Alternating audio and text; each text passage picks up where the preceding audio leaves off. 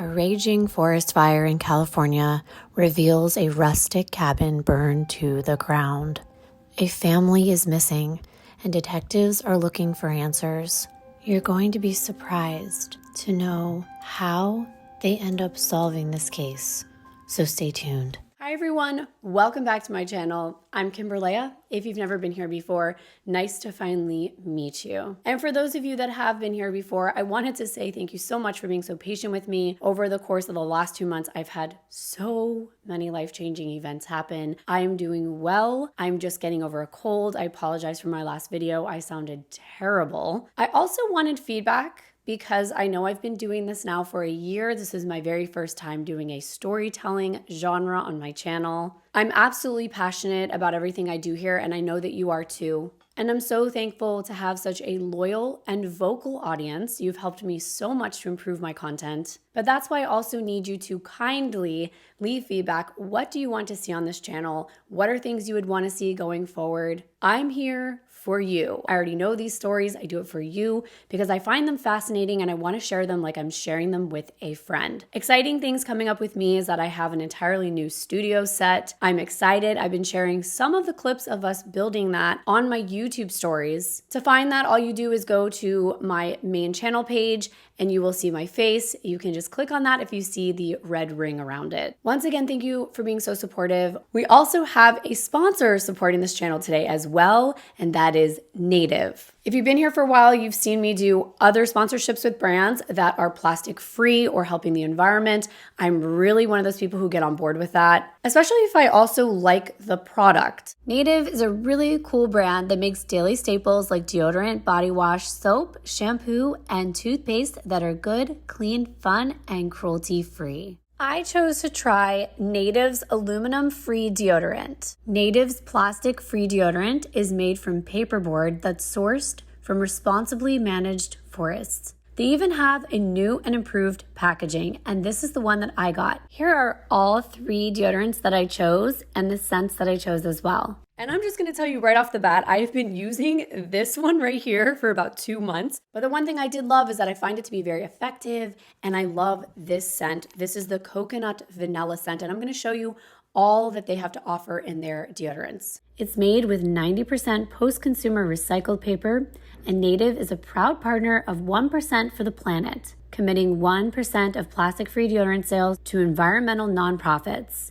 I chose coconut and vanilla, lilac and white tea, and one of my new favorites, the tie-dye vanilla cupcake. The coconut and vanilla is just sweet and fresh, and I love the smell of coconut, so that's one I like and use the most. The lilac and white tea has a fresh scent, but it also adds the floral undertones. And the tie-dye vanilla cupcake smells exactly like it sounds. And this one is actually part of their limited edition with Baked by Melissa. And you save 37 grams of plastic with every plastic-free deodorant purchased. I love that it's not sticky and it dries very quickly. And it's super easy to use. It's just like any other deodorant. I'm gonna do it right now on camera. But yes, I've been using this and loving it for a couple months. I even brought it on my trip I was just on. Even my boyfriend was using it. I feel like it's kind of unisex. I mean, maybe there's different scents for different people, but coconut vanilla, it's my favorite. It has simple ingredients like coconut oil and shea butter. 3 plastic-free deodorants would be $39. But if you use my link and code, Kimbyrleigha, I'll put it here up on the screen, you'll get them for only $26. That's over 33% off with my code. And you can get 20% off any body wash or toothpaste. Once again, I wanted to thank Native so very much for sponsoring this video and thank all of you because without you, I would not have the opportunity to do what I'm doing today. All right, now let's get into the story for today. This is another story about a family. Every time I hear a story like that, it just gets to me. It gets to me and then I want to share. I guess they're just more relatable because I'm a mother, but even if I wasn't, we all have families of some kind. And today I'm bringing you another shorter case, and I know what you're gonna say in the comments, deep dive, deep dive. I know I'm working on one, and I say I'm working on one. It's a 3-part series from what I can gather so far. So that is why I've been doing shorter ones in between so that I don't just leave you hanging with no content. The unfortunate events in this case take place in the town of Greenwood, California in September of 2015. Greenwood had a very tight-knit population of only about 1,000 people. It was a quiet, peaceful, little unincorporated community about 50 miles northeast of Sacramento in El Dorado County. Greenwood is described as safe and rural. It has a lot of trees and forestry, and a lot of the houses there are used as vacation homes for people from down south or in the San Francisco Bay Area. I'm talking beautiful forests, scenic vistas, and the kind of connection to nature that we all could use, and it's a great setting for a rustic cabin. But what you may or may not know about California forests is that they can be the setting for the type of story that we usually see on I Survived. And that is because there is the looming threat of wildfires, and they can break out without notice. With this in mind, on the morning of Sunday, September 13th, 2015, El Dorado County 911 dispatchers received a call of a possible vegetation fire. Since forest fires can become a community-wide deadly disaster if not addressed rapidly and extinguished as fast as possible, firefighters responded immediately to this scene. Once they were there, what they saw was horrific enough. The flames of this inferno were visibly estimated to be as high as 100 feet tall. Just think about that for 1 second. I think as someone that's 4'11", I think 7 feet is dangerously tall. Especially when we're talking about fires, not people, even though I do get kind of intimidated by being so short. But can you imagine seeing that sight, even as a firefighter, knowing that it's your responsibility to figure out how to fight that fire and keep it contained? Despite how potentially dangerous this fire could be and how far it could spread, it was located in an area that had a creek behind it. So a lot of times when a fire is in an area where there is a body of water, it can help to contain it and even suppress it. And luckily, that is what happened. Firefighters were able to successfully corral this fire, and it only consumed, and this is not only, 3 acres of land. That is 3 football fields of land, which isn't a little amount of land, but the potential for this fire to be so much more widespread was very high. It only affected and consumed one structure. It was a 600 square foot structure. Here are some photos of what was left, and they are just terrifying. Fires are so scary to me. They're one of my biggest fears. When I was growing up, I had a best friend whose father was trapped in a fire. I knew him prior to the horrific events that happened at his house. And of course, he survived and I got to know him afterward. Not only was he a changed man physically, but emotionally. It is so traumatic. We were so thankful that he came out alive. But as you can possibly imagine, fires completely disfigure individuals who experience a full body 3rd-degree burn. It is so horrific. Not only that, a couple years ago, right after I sold my cabin in Pigeon Forge, this is in Tennessee. It was my very first home that I bought. It was a vacation cabin. I used to rent it out on the rental program there. It burned to the ground. And I'm going to show you pictures of my own home so you can see the magnitude of what these fires can do. So I am very terrified, and this hits home for me, and it's not a pun. It just really hits home, and it's something that I've experienced, and thank God no one was in my home. Fires just get out of control so quickly, and they destroy everything in their path. And this building was a total loss. It was burned to the ground. Along with firefighters located on the scene, law enforcement officers were also dispatched to help assist where they could. And they did this as the fire department took the lead on suppressing this fire and to examine what was left of the smoldering structure. Unfortunately, it was way too hot to get close to it to examine exactly what it was. So they had no choice but to process the scene from the furthest point inward because of how hot it was. Firefighters are putting their lives at risk. So this type of scene is different because you have the potential of the actual officials and the authorities being harmed as well, and that could lead to even more of a catastrophe. So they are advised and actually commanded to stay away. Officers were visually inspecting the completely burned down structure from a safe distance in the beginning stages, trying to figure out who the owner of the property could be and inform them of what transpired. I remember getting that phone call as well from my father that our cabins had been burned to the ground. It is shocking. No one thinks anything like that is going to happen, and I had just sold my property. So at least there was that. But if you owned a home like this, it is devastating to find out that it is gone like that. But while they were visually inspecting and kind of walking around where they could, that's when one of the investigators started to smell something. And I hate going into some of these details, but it was necessary in this case because it explains what happens next. They picked up on this scent, and it was this sweet smell, and they couldn't exactly place what it was, but as they continued to inspect what was left of the structure, it finally clicked. The smell was actually flesh. It was burnt flesh. And when you work in this type of environment for so long, you have the unfortunate fate of encountering victims whose lives were claimed by these infernos. When both the firefighters and law enforcement officers all reached a consensus that that very specific smell could be none other than of something that was once alive and had been burned by this wildfire, a search began now to find possible victims. But at the same time, they can't rule out wild animals either. So it was tough since the investigators were restricted in where they could actually search due to the high temperatures, as I mentioned, still emanating from this burned structure.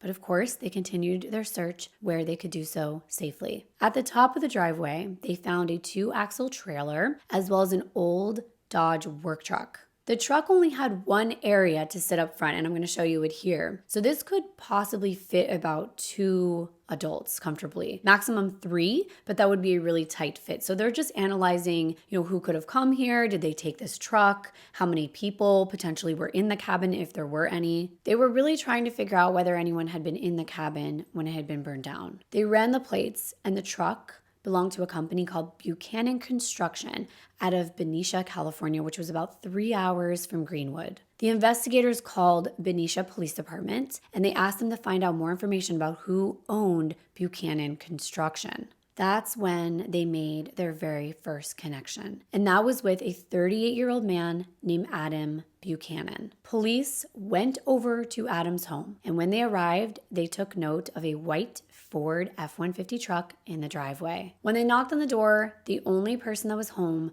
was a minor. He was a 16-year-old boy named Nolan Buchanan. They asked him, "Are your parents home?" And he told police they were not home, but he had expected them to be home sometime Sunday evening. He wanted to know what was wrong, why the police were there, but the police didn't want to alarm Nolan because they didn't have ample information. Plus, they were not in charge of the case. They were merely gathering information for the Greenwood Police and Fire Departments. When the police asked where his parents were, Nolan explained his dad owned the construction company, and they had recently purchased a second home. It was a cabin out in Greenwood. They would go out there pretty often to complete remodels and renovations on it, and that's where his dad went with his fiance that weekend following a birthday party celebration they had for Nolan's half-brother, their 8-year-old son, Gavin. They let Nolan stay at home because he wanted to go somewhere with his girlfriend. All of this information was relayed to Greenwood PD as they tried to shield Nolan from any further details of the incident until they could complete a thorough investigation. But of course, like any son, he wanted to know why the police were asking all these questions about his family. They explained that there was a concern in Greenwood and they would update him as soon as possible. I would be beside myself. I would be so worried. I would be confused. I would be Google searching everything that I possibly could, but this wasn't out in the news yet. This had just happened. When this information was given to Greenwood Police Department, they now knew who owned the cabin that had been reduced to ash. On Monday, September 14th, 2015, Greenwood officers began to make that 3-hour trip to Benicia to gather even more information. They needed to connect the dots, and they called everyone they could to help find out more information about Adam Buchanan. First, they called his company, where employees gave them both Molly and Adam's cell numbers. Molly is Adam's fiance. It turned out that neither one of their phones had been active for the last couple days, and that did not look good. Something had happened, and they just had to figure out what. Where was Adam? What happened to the Buchanan family? They decided to stop by Adam's company, and there were a lot of employees there who could try to fill in the gaps about Adam and his family. After that, they were given the contact information for Adam's mother and father, Howard and Susan Buchanan. When the police told his parents what happened, they were shocked that the cabin had burned to the ground. And obviously, they were very concerned. They knew that their family went there all the time to renovate this cabin, and they knew they were probably there if they weren't to be found at their home. They wanted to know where their son was and whether their family was okay. But again, the police did not want to jump to any conclusions. They were just there to gather information. They needed to know the layout of the cabin. They asked if there were any pictures or floor plans because they wanted to get an understanding of where all the rooms were. The parents gave them as much information as they could about the cabin, and Howard explained it was under construction, that Adam would go up there often and he was in the process of figuring it all out.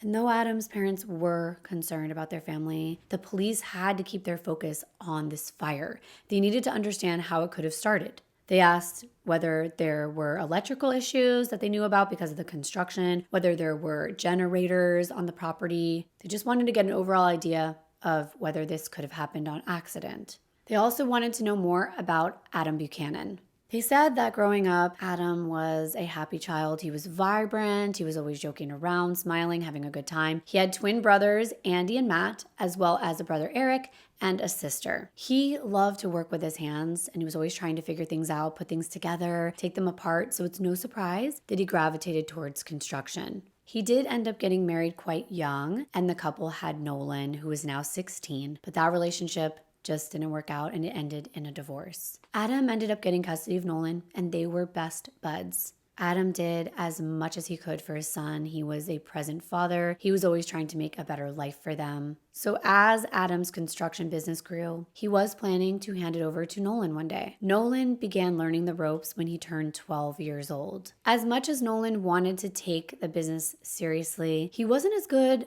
at picking up things like Adam was. But as he began to follow his dad around, he learned how to run the business from day to day, and it was pretty exciting. He was taking it all on as a future owner. And the business had even been switched recently from Buchanan Construction to Buchanan and Sons Construction Company. Howard explained that his grandson got along great with Adam and that they worked well together. Adam was engaged to a 37-year-old woman named Molly McAfee. Police now had another person to look into. They were able to track down Molly's mother, Susie, and she explained that she actually had Molly pretty young. She had just graduated from high school a week before Molly's birth, and they were very close. It was like they actually grew up together. Molly also had 3 younger brothers, Brett, Brandon, and Matthew, as well as a younger sister, Rachel. Molly was a beautiful baby, and she grew into a beautiful woman. She was very rebellious as a teen, and the one thing she was seeking more than anything was that perfect man that could love her unconditionally, and she finally found him when she met Adam. Molly and Adam met on a dating site 10 years before this, and they talked for a little while before they ended up going to one of my favorite places for coffee, Starbucks. I'm pretty basic. Then they headed over to the gun range because they both had an affinity for hunting. They really clicked, especially because Molly had administrative experience in the construction industry. They were love-struck right away. Their passion was completely undeniable. They were so in love that things were moving very fast. And it wasn't long before Molly was living with Adam and Nolan, and he was only 6 years old, in a house that Adam had just bought. It was a brand new house in Benicia, and now they had a little built-in family of their own. But Molly longed to be a mother to her own child. She wanted that experience. She wanted to carry her own baby, and especially because she had had a number of miscarriages over the years. And she was devastated, thinking that maybe it wasn't in the cards for her. But to everyone's joy and surprise, she did end up getting pregnant with Gavin. Gavin was the light of her life. He was the cutest baby. He had these big blue eyes and blonde hair and this cute little smile and a lovely personality to go with it. Just look at him. He is adorable. He loved playing with his big brother and his cousins and friends. And his grandma Susie said he had quite the imagination and they knew he would grow up to do amazing things. He was a very old soul. Soon, Adam proposed to Molly and the Buchanan family was closer than ever. Nolan even called Molly Mom. Molly, Adam, and Nolan even worked together at Buchanan and Sons Construction. At this point, investigators that are back on the scene inform these officers that they found clues that someone had definitely been in the cabin. There were bags of fast food trash by the cabin's adjacent fire pit. Here's a police photo, and it looks to be a Taco Bell bag. Seems like the most likely scenario was that Adam, Molly, and Gavin had gone up to the cabin like Nolan had said. Now they needed to know where they were, and they were about to find out. On day 3 of the search, they could finally get into the structure. It had cooled to a safe temperature in a portion of it. So they sifted through that portion of the ash, and that's when they came across something absolutely terrifying. They found what looked like a human skull. And as they were able to get closer and sift through, they knew for sure it was because they stumbled upon a partial chest cavity. Since officers now had confirmation that they had a fatality on their hands, criminal procedures indicated that a death investigation had to be initiated, and that is what I'm in school for. I know I don't share too much, but again, feedback. If you want to know more about that, let me know. So this was their starting point. Either they had an unidentified subject that couldn't get out of the house in time, or there were other reasons for the fatality. Because a death investigation had now been initiated, the burned down structure had become a possible crime scene, and it had to be preserved. They had to do this in hopes that they could reveal the real story of what happened. El Dorado Sheriff's Office detectives were called out to the scene, and they took the lead on this case. Many times in these situations, more often than not, it's a sad scenario where someone could not escape the home in time. Construction was going on here. They did see a propane tank. I'll show it to you here. There's just so many things that could happen, and what they see most is the tragedy where someone is trapped inside. When you got near the rubble, you could still feel the heat coming off of it, and investigators searched where they could while they avoided the parts that were still superheated. Tragically, once again, they stumble upon more bones. At the time, they didn't know whether these bones belonged to the same individual, but the fact that they were in an entirely different portion of the home made them realize that this is a second set of remains. But they actually couldn't confirm it 100% without walking through the structure because it was still smoldering. It's definitely not looking good. And I know if you're anything like me, you're putting the evidence together and you're thinking what I was thinking at this point, and it's sad. We're thinking that this is Adam, Molly, or Gavin, or all of them. At this point, investigators had a growing mystery on their hands, and they had to tally what they currently knew. 20 acres of property, a burned structure, and what they believed to be at least 2 sets of potential human remains, and no explanation of how they died. The El Dorado Sheriff's Office requested crime scene investigators and extra police personnel to the scene, and they began to carefully canvass the 20-acre property, while a core team of investigators and crime scene specialists stayed with the burned structure to process those remains. And again, I know I've said this a number of times, but if you don't know anything about fires, they are still extremely hot in certain pockets. So they were only able to access what was left that was safe to process, and that was difficult because they needed to move fast. Since investigators had so few details at this point as to what occurred at the cabin, everything at the scene had to be treated as if it were evidence. Photographs were taken of everything. As the crime scene personnel carefully looked through the rubble of what could have been the interior of this cabin, they did discover something that made their hearts sink. And that was a 3rd set of human remains. And one piece of this evidence changed the course of this entire case. They were not just dealing with an accidental fire that caused fatalities, because what they were looking at proved that. They were looking at what appeared to be multiple homicide investigation. So what was this piece of evidence that so significantly redirected their entire investigation from a fire that caused the death of 3 individuals to a full-blown homicide investigation? It was a 5 by 5 centimeter piece of human skull. And right through the center portion of that piece of skull was a perfectly circular hole, which even somebody that was not trained in death investigation or ballistics would know that it was consistent with that of a bullet hole. This was the first real indicator that foul play was present, and that changed everything. But new questions were already forming based on that one piece of skull. Was this a home invasion? Did someone follow this family and take their lives? Whatever the case, the investigators were now potentially dealing with a murder of an entire family.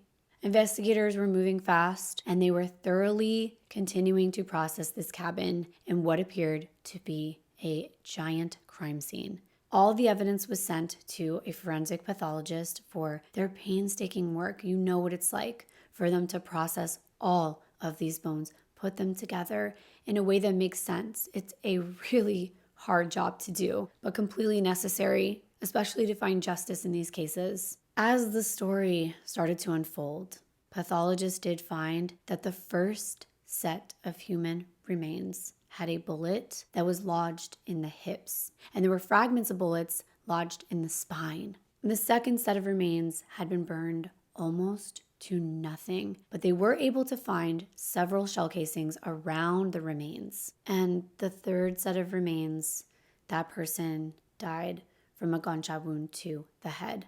But the most devastating part of this, because it's devastating enough to know that you have two adults that are deceased, but to know 100% because of what they found, that a child had been taken from this world, and we knew how, that it was a gunshot wound to the skull, that hurts.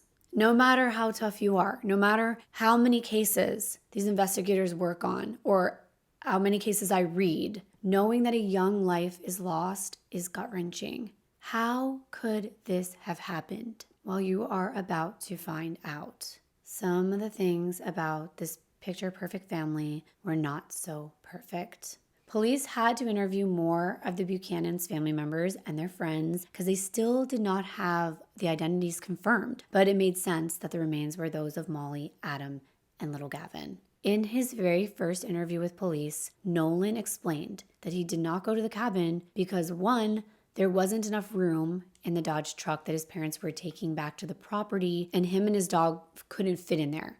Plus, he had plans to hang out with his girlfriend. Nolan had grown up a lot faster than other boys his age. He was very independent, and his father had no problem trusting him to stay home and watch over the house while they went up to the cabin. He was old enough to drive, and he chose to stay back. They pressed him about how he thought a fire could have occurred.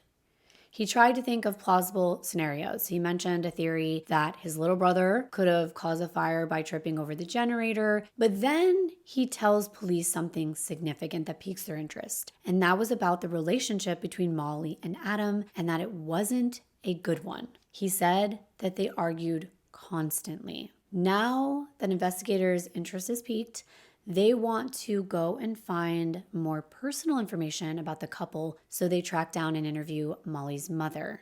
Listen, nothing is perfect. No relationship is without some flaws, and families deal with bumps in the road over time.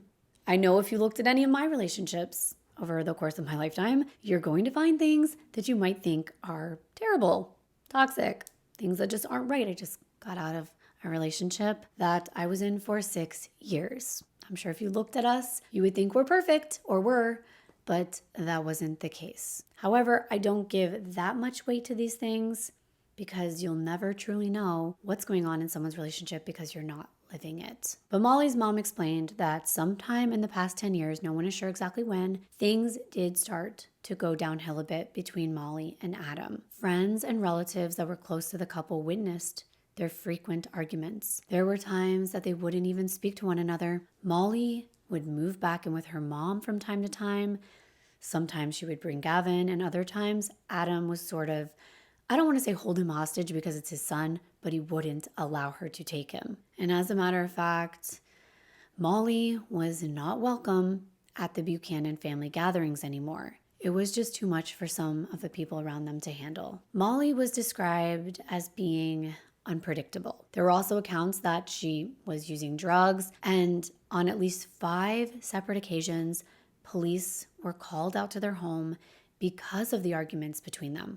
By 2015, the couple was fighting on a daily basis. They would call each other names, and they would even throw things at one another. Adam would threaten to throw Molly out and to keep Gavin. And I hate when children are in the middle of these adult situations because they are so innocent. They can't choose who their parents are.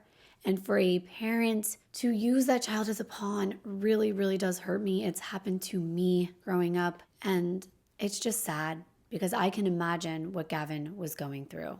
And sometimes they would tell Gavin that he would never see his mom again. And other times, Molly would walk out and she would claim that she was going to seek custody of Gavin, and this would eventually turn into even worse arguments back and forth. But of course, she would eventually return and the cycle would continue, and this became a very toxic relationship. They just kept fighting and then going back to one another. Speaking with even more relatives, it started to paint an even more vivid picture of life in the Buchanan household. Nolan got along great with his father, but the tension between him and Molly made him fly off the handle. So there were times that Adam would get irate with Nolan and he would take that anger out on his son. He would even throw things at him when he was angry, and sometimes these arguments got physical. The one thing that I personally don't like that was explained by some of the family and friends was how Nolan would get belittled by his father. A lot of times when they were working together, employees would notice that if Nolan was going a little slower and not as fast because he wasn't as fast of a learner as Adam used to be, Adam would make him feel like crap. Not everyone learns at the same pace. You're two totally different people, but that just didn't really fly with Adam. He wanted things done the way that he wanted it. However, Nolan was a hard worker and he wanted to live up to the expectations that his father put on him. And he did become a supervisor of a small crew. Adam's main goal was to teach Nolan everything so that Adam could step back and relax while his son took over everything. And as much as Nolan wanted to make his father proud, he dreamed of something else. He wanted to enlist in the army. It was just one of his goals, but that didn't align with what Adam wanted. Both Molly and Adam would talk with Nolan about their problems with each other. Again, this is super hard, especially for a young child. We don't know when this started. He was only 6 years old when they got together. It's hard on Nolan because he's loyal to his father, and then he starts to begin to find Molly intolerable. He would just try to tolerate her for the simple fact that his dad refused to break things off. Plus, Molly was Gavin's mama, and Nolan loved his little brother. He would babysit him all the time whenever Molly and Adam wanted to go out, and mostly it was when they wanted to go out to drink at the bar. Nolan did his very best to shield his brother from all the arguments that were going on between the parents.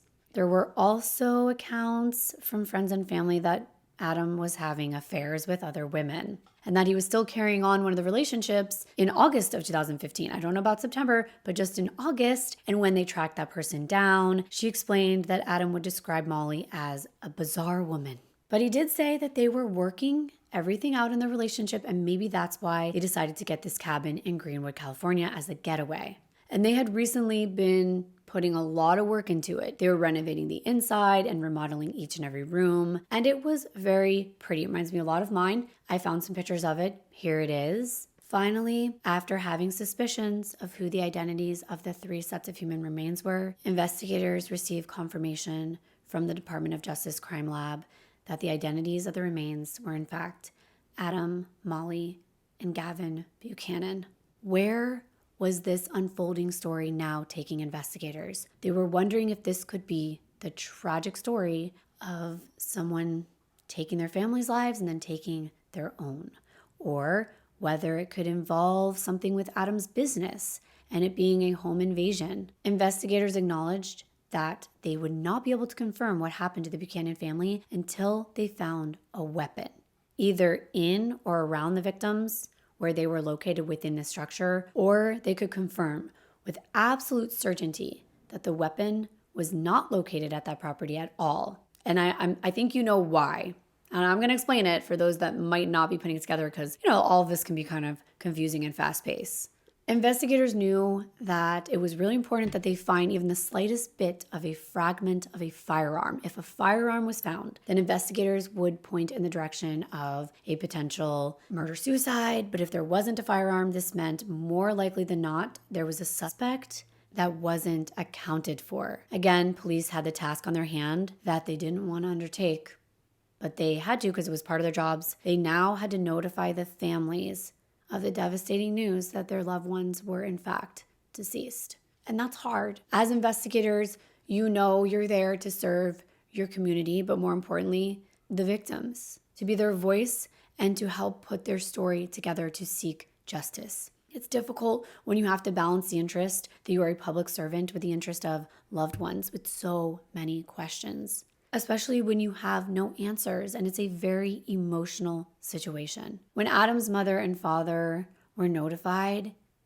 you can imagine it was absolutely devastating. Howard couldn't believe that he just lost 3 members of his family, and the entire family was erased. They were taken away forever without warning, without being able to say goodbye, and he just wanted to know how this happened. Molly's mom had to be notified over the phone, and that's devastating to me because they can't comfort her. She can't look anyone in the eye. There's not that human connection, and she could not believe it. She was in complete shock. She just threw her head back. She was crying hysterically. Even though she knew it was real, she wished it wasn't, because it is beyond heartbreaking. You never imagine anything like this is going to happen to you or your child. Molly's mom wanted to be as helpful as possible, even though it was hard to sit there and be level-headed and give police as much information and as truthful as possible when you just found out that you'll never see your daughter. You will never hold your daughter again. You want answers. You want justice. You want closure. So even as sad as she was about Molly, she had to be strong and give them information. She said that she sometimes worried about Molly because she was afraid that either Molly or Adam would end up killing each other. They were both into hunting. So she would always be concerned anytime they would go anywhere, in the mountains or anywhere alone, thinking, they have guns.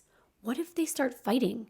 Then police had to ask that very personal question about Molly. They wanted to know if she had ever attempted self-harm, and Susie confirmed she had. There were so many ways that this tragedy could have played out. Over the course of the next 5 days, police started to process the entire scene. It was this heaping mass of ash and debris all the way down to the bare floor. They had to go sifting through till they got to the foundation, and no weapon was found. They knew with certainty that Adam, Molly, and Gavin had been killed, and that the person who did it was still out there. With a suspect who could have annihilated an entire family walking the streets, investigators began to look into the personal lives of Adam and Molly even more, and focusing on the possibility that someone they associated with would go to such an extreme measure to commit this heinous crime. But why? Investigators reached back out to Nolan, who by this time was now staying with his grandma and grandpa. And Nolan's account of that weekend was that his family had gone to the cabin driving the Dodge work truck that we had seen at the scene. It's right here. And that was being used to haul rock up there to put on the outside of the cabin. When investigators asked Nolan about possible issues, whether, it was with neighbors or anyone they associated with, Nolan remembered something. There was a neighbor next to the cabin that was growing marijuana, partially on the Buchanan's property, and that was a problem. Investigators knew that there was actually a large marijuana operation, and with these operations came violence in the form of those trying to protect their grow operation with anyone that was attempting to either steal it or alert authorities. These crimes in the area of Greenwood were not unheard of, and over the years there were several homicides that were associated with marijuana grow operations and locations. When they interviewed Adam's family, the family also confirmed what Nolan said. They said that there was marijuana found on the Buchanan property, and that Adam found out that this was being grown on a segment of his property, and he immediately, without hesitation, went to the neighbor and confronted them. He knocked on the door and he told them, look, I'm going to be back next week, and by next weekend, I want all of the marijuana gone off my property. Otherwise, there's going to be trouble. And he told them, I'm going to call the police. Nolan, at this time, was trying to hold everything together. He told the officers he was trying to do his best to be brave and that he was trying not to break down. And I think that there is definitely a stereotype still about boys that show emotion, that it's weak. But there are moments when crying is appropriate, that letting out your emotions is the healthiest thing that you can do, especially when your parents just died. Even if it's a less traumatic situation, it's okay to cry. And Nolan held that in, but he gave police as many facts as possible. Could this marijuana grower who felt threatened possibly had hurt Adam and his family and then set fire to the cabin? They didn't know. Investigators admitted that this theory was definitely not out of the question. It was actually entirely possible, but investigators still weren't sure if the marijuana grower was the right direction to go in, to make that their primary focus. On September 18, 2015, the El Dorado Sheriff's deputies also made contact with the houses close to the cabin property to try to figure out who might know anything about the marijuana farm. One neighbor reported the same exact story about Adam confronting the marijuana farm owner, and that person ran Adam off his property, and that seemed to be the end of it, as far as that neighbor knew. Investigators also asked the family and friends of the Buchanans if the Buchanan family's business had any enemies. Apparently, the business was struggling, and Adam just had to lay off a handful of employees. They were now down to their lowest staffing level in the history of their company. They only had 5 employees left. As they started to interview more of these employees that had stuck around, Adam and Molly were described as, friendly enough, but some of them didn't have such nice things to say about them. They just didn't have a very good relationship with them. Molly's sister Rachel said, from what she understood, Adam was very particular. He was very hard-headed, and he wanted the company to run a certain way, and it wasn't up for debate. If employees were going to be laid off, it's not surprising that one of them could have been disgruntled. The business was also in debt, and investigators confirmed that it was essentially failing. It was at least $30,000 in debt at this point. If you watch true crime, you probably know that someone's finances and financial trouble is sometimes one of the biggest reasons that these crimes occur. So they had to look into it. Within this financial deep dive, investigators usually find that the worse a person's personal finances are or business finances are, the more desperate for a solution these people might become. A search warrant was obtained so that investigators could look deeper into the business and hopefully find out if Adam and Molly had an enemy. There was a lot of work to be done, and investigators got started right away. And in the meanwhile, there was this unrelated, seemingly, coastal cleanup going on. It was being done by a local high school, and it was about a mile away from Buchanan and Sons Construction Company.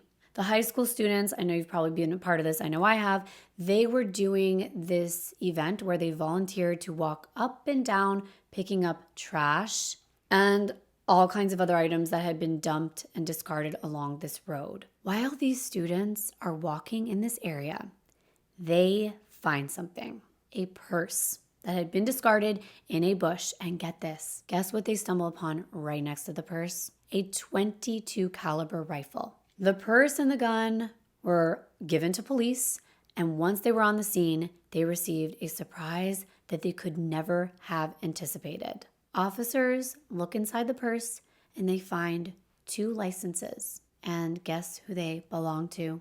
They were issued to none other than Adam Buchanan and Molly McAfee. Finding the purse and the rifle was a huge break in this case. Photographs were taken of both of the items and where they were located when they were found, and then they were collected to be analyzed at a later date. Investigators suspected that the person who murdered Adam, Molly, and Gavin at the cabin took the weapon, placed Adam's wallet in Molly's purse, and brought it all back to Benicia, California, and then dumped it with effort to dispose of the incriminating evidence. But why would they do this a mile away from the family business? Now it's looking like it could be a disgruntled employee, and that was their focus. Because of where the purse and the gun were found, investigators thought they had this strong lead that one of the workers that was associated with the business could be that suspect they were looking for, and that's where they headed next. A search warrant was obtained and authorized, and the investigators executed a warrant at the Buchanan family business. They went through the financial records, their computers, they went through all the vehicles, they were all seized, and they examined everything. They wanted to know, did anything happen in the business? Were any of the vehicles used to harm any of these people? What happened? Investigators were able to confirm not only was the business in debt and failing, but they also discovered something that changed everything. There was a video surveillance system, and it recorded the exterior of the building and the parking lot. Investigators knew that the family left on Friday, September 11, 2015 for the cabin. They were hoping they would get lucky and uncover key information from that video. Once they focused on that camera system, they found a specific camera that was pointed straight into the construction area parking lot, right where one of the Buchanan vehicles was parked. And the thing I love about finding footage like this is that cameras don't lie. They went through the video surveillance recordings for September 11th and found footage of Adam, but not only of Adam and Nolan. They were loading pallets of rock onto the 2-axle trailer. Remember that one? It was found to be unhitched and parked at the cabin. And remember, Nolan explained his dad goes up there, they're doing the exterior, they've got all this rock that they're hauling over there. So, it's making sense. This was the very same trailer that the investigators were able to pull that registration information off of and connect it to the Buchanan family. So this all makes sense. And in the video footage, the loaded flatbed trailer was then hitched to a vehicle, but it wasn't hitched to the Dodge truck, the one that had been in the driveway of the cabin. It was hitched to the Ford F-150 that was found to be parked in the driveway of the Buchanan family home. So that was confusing. Was it switched? Like what? It was kind of confusing. Nolan had originally told investigators that the flatbed trailer had been hitched to the Dodge truck. So something wasn't adding up here. Because remember, the reason why Nolan said he couldn't go to the cabin was because he couldn't fit into the Dodge truck. The video surveillance footage of September 11th seemed to now be conflicting with what Nolan had originally told them. So now investigators are thinking, if that same white Ford F-150 was used to pull the loaded trailer to the cabin, as the video surveillance seemed to imply, then someone had to drive that truck back to the home between Friday, September 11th and Sunday, September 13th. Or is there missing information? And they're probably thinking Nolan can give them more of what was going on. Did they just load it up there and then drive the F-150 to the house and then drop the F-150 off and then pick up the Dodge and take that? Because that seems plausible as well. The implication was there, but investigators needed to find solid proof that they could back up the theory that the Ford F-150 was driven to the cabin in Greenwood and not the Dodge. Then randomly enough, doesn't that always happen? Investigators receive a call from some extended family members that had taken Nolan to lunch that day. I think you know where this is going, but stay tuned. It gets kind of weird. Molly's sister, Rachel, described Nolan's behavior at lunch as somewhat bizarre. Now, let me just say one thing. In these situations, I don't think anyone is trained to act a certain way when something traumatic happens, and everyone wants answers. And family members do tend to turn on other people because they're looking so hard to figure out what happened. And a lot of times, family members are looked at first. Nolan's the only family member left at this point that's directly connected to all three of the victims. But according to Rachel, they sat down to have lunch, and she asked him why he wasn't at the cabin that weekend. Nolan, in her perspective, responded strangely. Instead of giving her a reason, his statement was, quote, "I'm no longer an heir. I am the owner. My father put Buchanan and Sons Construction in mine and my brother's names, and now they're not here anymore, so I am now an owner," unquote. That seems so odd, and Rachel was shocked by this strange answer and said Nolan was talking about how he wanted to get emancipated because now he was the sole owner of Buchanan and Sons Construction Company, because they're gone. So Rachel went on to tell police that she then looked down at Nolan's hands and she saw him wearing these 2 huge gold rings. And she said, "Where did you get those rings? Were they your father's?" She was thinking, this is a sad moment. He misses his father. He's taking some memorable items and he's wearing them. But Nolan just says, "No, I just bought these." And then she just told police he just kept saying, I'm the sole owner, and how he was going to liquidate all the assets to keep the company afloat. Just so we're all on the same page, Rachel concluded the report of the weird conversation by saying, Nolan is 16 years old. What 16-year-old talks about being emancipated and liquidating assets? What 16-year-old is cold-hearted when his 8-year-old little brother is gone? And she thought he did something. Now, at this point in the story, when I was reading everything, I kept thinking, well, Nolan knows his dad's business. He was concerned about his dad's business. If he cared about his father, even though his father's gone, he knew his father's wishes were that he took over the business, and his dad was always proud of him, even though his dream was to enlist in the army. Maybe in his grieving, this was the way he knew how to honor his father.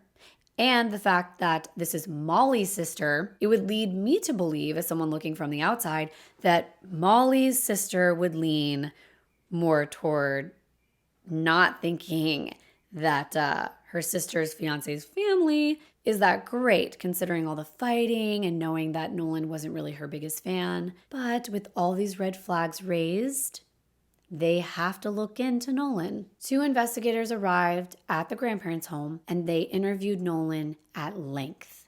They did not tell him about anything that was on that camera surveillance. Instead, they wanted to lock him into his previous statements. The first time they talked to Nolan, they didn't really get into many of the details of what he did that weekend. However, in the second interview, he went into a little more detail and he told investigators he was home alone on Saturday, and then he told them that he was at church with his girlfriend and her family on Sunday. After church, he hung out with some friends, he went to the mall, he took his girlfriend out on a date, and the investigators say, well, how did you pay for the date? And Nolan told them that Adam had left him with an ATM card so that he could make purchases. I know my parents used to do that. Maybe it's not the, wisest decision, but he's 16 years old. But with this mention of an ATM card and it being located inside the house, they decide to get a search warrant so that they could get the ATM card.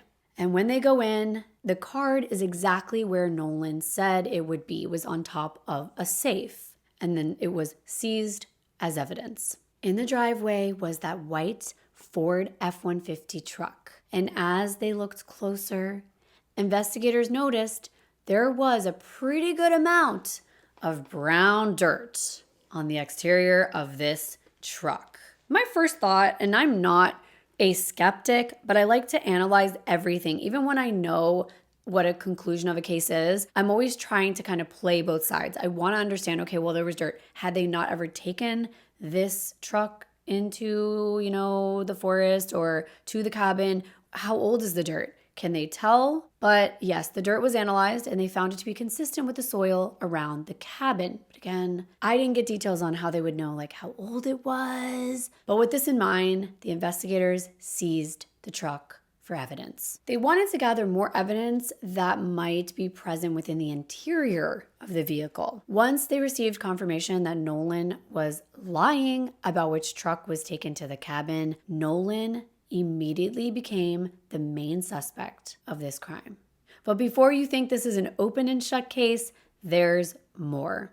It is really hard for me to comprehend that a 16-year-old could do this to his entire family, including his little brother, who he loves and adores. But at this point, it seemed like this is all they had to go on, that the evidence against Nolan was building. Nolan's fingerprints were on that .22 caliber, and again, he is a family member.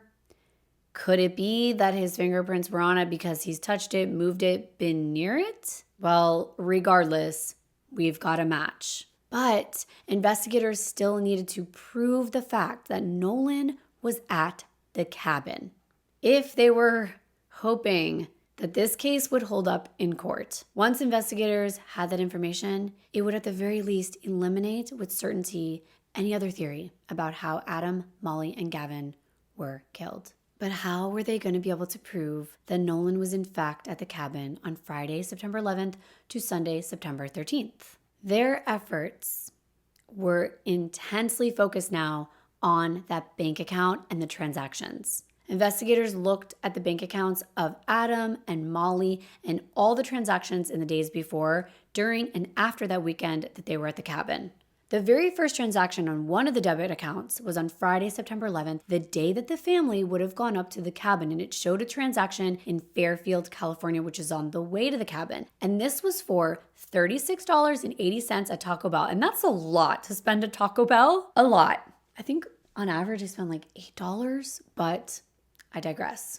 And you better believe that investigators went straight to that specific Taco Bell and asked for their video surveillance. And lo and behold, it revealed the Buchanan family was driving the white Ford F-150 in the drive-thru on September 11th at 8:38 p.m. So now we definitely have a problem, Nolan. We definitely have a problem. They could also see that the double axle trailer was being pulled by that Ford F-150, the same one that the rocks were being loaded on, the exact same trailer that was left behind at the cabin that they found on September 13th. Since this Ford F-150 seemed to connect significant events in the timeline, investigators decided to fully search and process the truck for any clues that could substantiate the Taco Bell visit and who might have been in the truck. And this is the part of this case that intrigued me the most. And it might seem kind of like a small thing, but to me, it was a pretty interesting connection that they made. Investigators combed through that truck. And when they did, they found a Taco Bell receipt that matched both the total that they found charged to the check card and the date that the truck was seen in the Taco Bell drive-thru. But investigators also found something else. When they looked at this receipt that already connected the dots of like, yes, the family was there and, this was the night they went and this was the amount, they found something so much more significant. The receipt showed that 4 drinks were ordered. 4 drinks.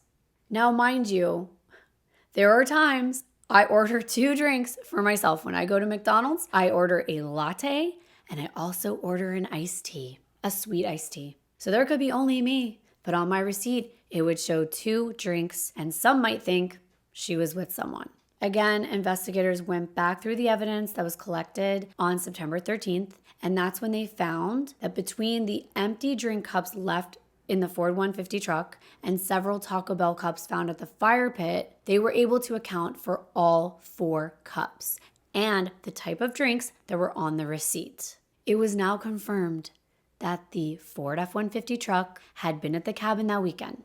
As investigators continue to comb through all of the Buchanan's financial life in the days before and during and after the murders, a transaction was located that occurred on Sunday, September 12th for $40 at an ATM that was located at a club. It was called the Valencia Club, and as it turned out, it was a bar that was about 30 minutes away from the cabin. Investigators were sent out to the bar, and they were able to locate video surveillance from there as well, and it showed Molly and Adam inside the bar and their Ford F-150 in the parking lot. Why do they have to keep confirming this? It just sets up more and more evidence, and that's what they're trying to do, build a case. So yes, we already know the Ford F-150 was used and it was in the drive-thru at Taco Bell, but it was also in the parking lot on another day. There was an ATM camera that recorded Adam's transaction, which he withdrew the $40. And this transaction also placed Adam and Molly in the bar a few hours before the fire. When Adam and Molly left the club, video surveillance recorded them driving out of the parking lot. So they were building a timeline. Since investigators knew which route Adam and Molly would take to get back to the cabin and the estimated time it would take them to get back, investigators drove that exact route. They were looking for any businesses that could have video surveillance that could have picked up the couple as they headed towards their cabin.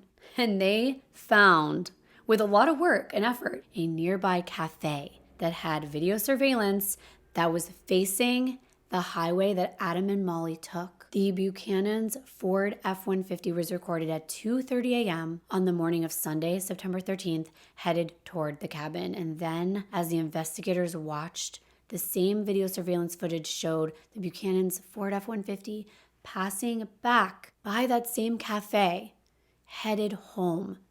This is when investigators believed that Nolan was driving the F-150 and he left the cabin after getting rid of his own family and setting fire to their bodies. Investigators also found that there were several bank transactions that had been made in Benicia, California on Sunday, September 13th that could not have been made by Adam and Molly due to the fact that they were deceased. These charges showed that someone went to Starbucks, McDonald's, and a local gas station. And of course, investigators went to all three to pick up any more video surveillance that they could find. Investigators went to the McDonald's and they were able to pull up a corresponding receipt and video footage associated with that transaction. And there he was, Nolan Buchanan, in full view, driving his father's Ford F-150. But just to cover all of their bases, because the tighter this case was, the better chance they were going to get justice for Adam, Molly, and Gavin, investigators called that Bank of America, the issuer of that very same bank card that Nolan was using, just to make sure that there was only one card issued to that bank account. So there could be no second card with the same account that was used by someone else. And it was confirmed that there was only one card. And that card was being used by Nolan Buchanan. Investigators also now knew that that one bank card had gone up to the cabin and had made it back down to the Buchanan family home.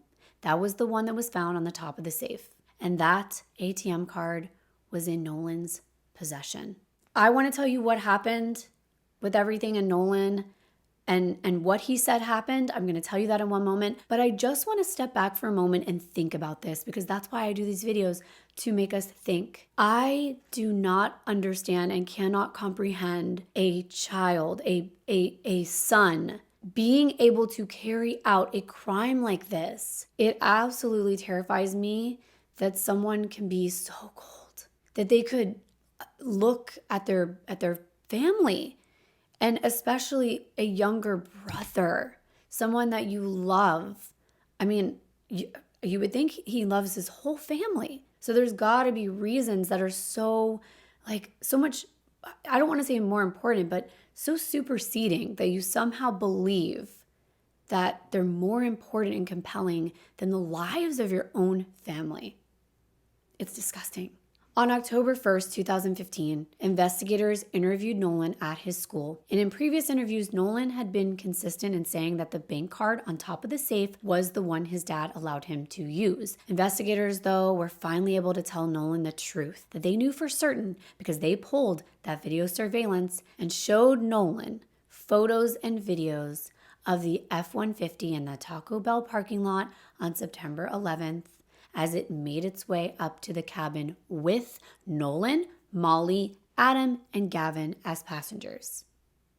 And they asked him, "What do you think this is?" As the investigators pointing to the picture, "What do you think this is?" And Nolan, he's just staring at the picture for 10 seconds. He's just looking at it, maybe trying to come up with an excuse, or maybe he's going to tell them what happened, and maybe he's not guilty. But that's when he responds with, "I don't know what to say." And that's when they put him under arrest. And in November of 2015, charges were formally filed against Nolan for 3 counts of first-degree murder, with an enhancement since he used a firearm. Additionally, with as heinous as this crime was, the prosecution filed for Nolan to be transferred from a juvenile court to an adult court, which was granted in 2017. And then this is when Nolan came forward and he claimed self-defense. And he said that there were issues, and they ranged from emotional to physical altercations at the hands of his own father, and that his father was the real killer of the Buchanan family. Nolan testified that he was in bed asleep. He did go to the cabin, and he was there with his brother. His brother was in a cot right next to him, and he woke up to screaming and gunshots ringing out. He then heard somebody yell, "No," and he saw the barrel of a rifle pointed at his brother. He said he saw the gun raise up as his brother was lying in bed, and he was shot one time. At that point, the person turned the gun toward Nolan. Nolan said he attempted to wrestle the gun away. He pushed the person back, got the gun, and shot that person twice. And he said the person who shot his brother, and in turn, who he shot, was his father, Adam Buchanan. Apparently, within the story, Molly was killed first and was the person that yelled no. That was what he had kind of put together. At that point, Nolan said he left the cabin and went to the truck and decided to grab some gasoline and light everything on fire in order to make it seem like it never happened. If this happened to your family, why in the world would you add insult to injury and do that to your family? It just doesn't seem sane. Then he says he got into the F-150 and fled. But the prosecution was able to forensically disprove Nolan's story of self-defense. The forensic pathologist from the Sacramento County Crime Lab, they testified on rebuttal that circular hole in Gavin's skull was consisted with a perpendicular shot. The shot that Nolan said Adam made in self-defense in the animation that the defense created for trial would have been at a 45-degree angle, and the hole would have been beveled and more of an oval in shape. But the shot was a circle. And that shot that Nolan described was inconsistent with reality. The investigation into the murder of Gavin revealed that Nolan likely took Gavin's life while he was alone with him before Molly and Adam even came back from the bar. Then Nolan waited until they came home and he ambushed them. And this was based on where Adam's body was located, that they concluded Gavin's life was taken first.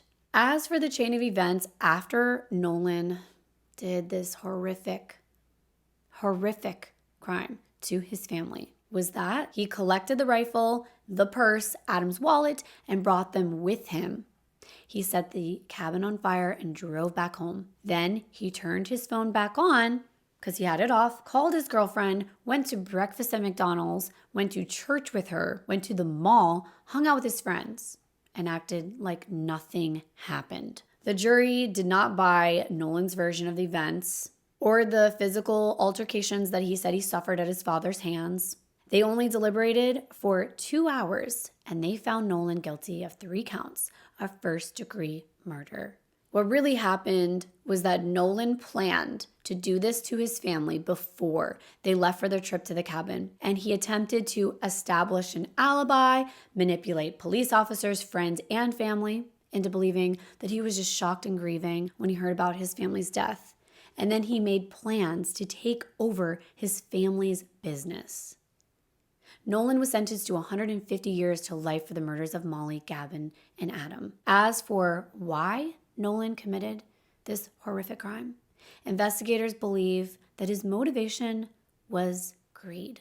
Family and friends think that Nolan thought that he could run the business better than anyone else, including his father, and he wanted everyone out of his way. He was going to get emancipated, and he was going to run that company on his own. He watched his father for years and thought he was going to live this life of luxury. Would that make a 16-year-old do this to his entire family? Was he some kind of narcissistic sociopath?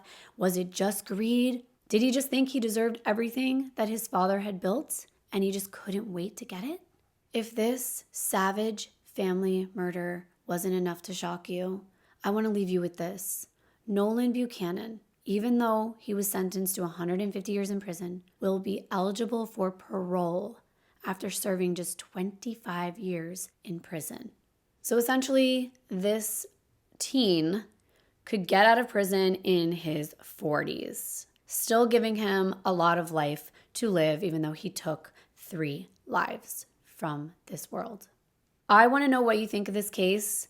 I always get so confused, like I said, about family massacres, family annihilations. I just don't understand them. And then I think he was going to get the business anyway. So why? It doesn't make sense. But I just want to thank you so very much for watching today and subscribing if you have. I don't usually ask, but if you feel like it, it would really mean a lot to me. And thank you once again for all of your kind comments and for coming back every week. And also, please don't forget to leave feedback on what you would like to see going forward on this channel. Thank you so much. I'll see you in my next video. Bye.